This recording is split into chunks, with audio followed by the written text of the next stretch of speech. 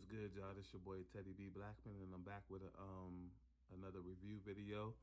Today I'm gonna be reviewing the Canon EOS M50 Mark II.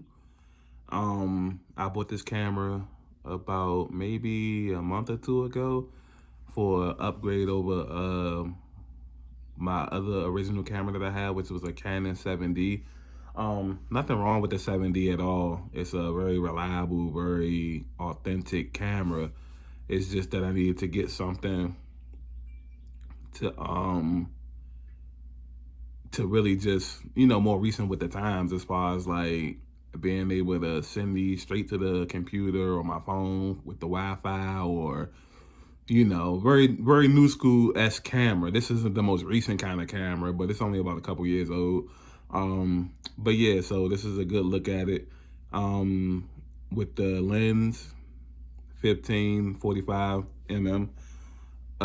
This is a very, I'm impressed with everything this camera has to offer so far. Of course, I don't know the ins and outs all the way, but I know a few, which is what I'm going to get into with this video. So as you can see, this is the front of the camera. This is the top of the camera. Has your typical slot for the attachments.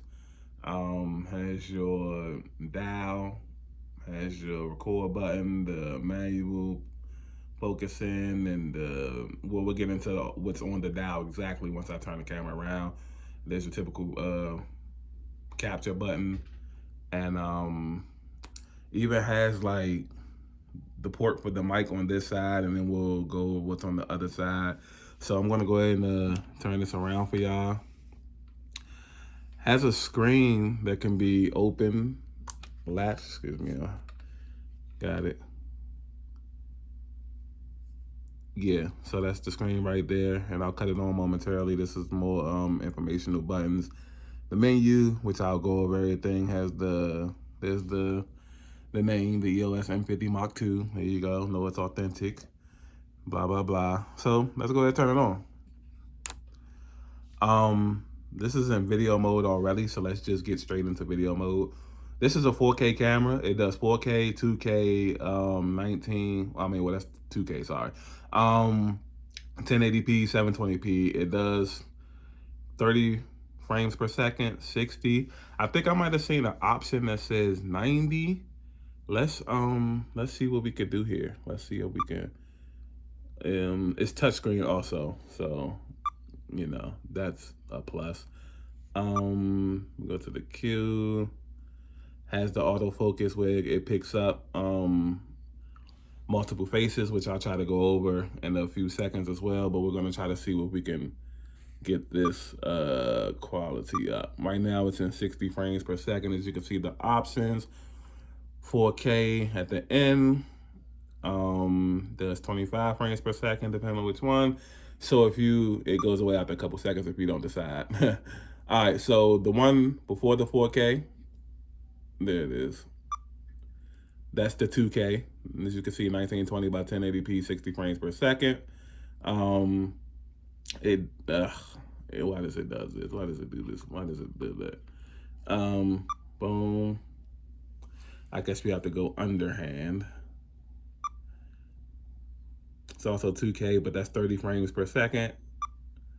Also 2K, but 25 frames per second. And then there's your 1280 by 720 with 60 frames per second. It gives you the total recording time that you get with each one, even though you basically get 30 minutes anyway, because I just recorded a 20-minute video yesterday and it wasn't in 4K. But yeah, those are basically the ins and outs of the video. So what we're gonna do is I'm gonna put this up. I have a poster on the wall. Let's see if we can get up to the poster. And okay, there we go. Now, what we're gonna do is we're going to go to the camera mode, because I want to get into that. I don't want the video to be too, as you can see, you can put filters on these pictures before you even take the picture, which is crazy. Special scene, so special landscape, special like little moods or whatever that you could do. it's, you know, portrait mode, the plus portrait mode. We scroll down, smooth skin. So it basically smoothens your skin out before you take the picture. Landscape, sports, the panning, you know what I'm saying? So you can pan. It has a close up, food option, the night portrait, which was dope. I'll be using that soon. And then we're just gonna go. It has the autofocus, which is like when I'm in a rush and trying to get good quality work, is one of my go-tos. Has a hybrid autofocus, so you can, well, it says you can create a digest movie with your skills, which is dope in my opinion. In this mode, the camera does not beep during LB, which is dope. So yeah, this is movie mode where it's, let's see what we got here. It's recording, and I think that says you get 30 minutes, or is that an hour and a half? I don't know. I don't know, guys. What do you think? But anyways, we're gonna go to the Scene Intelligent Auto, and this is where cameras have come a long way, especially from my camera. My 7D is about from 2009. This camera is about 2018, so it's to apply. You can apply different effects that it has, but we're not gonna get into, you know, filters and things of that nature. So what I wanna do is I wanna let's see if we can zoom in a little bit, and then let's see, like,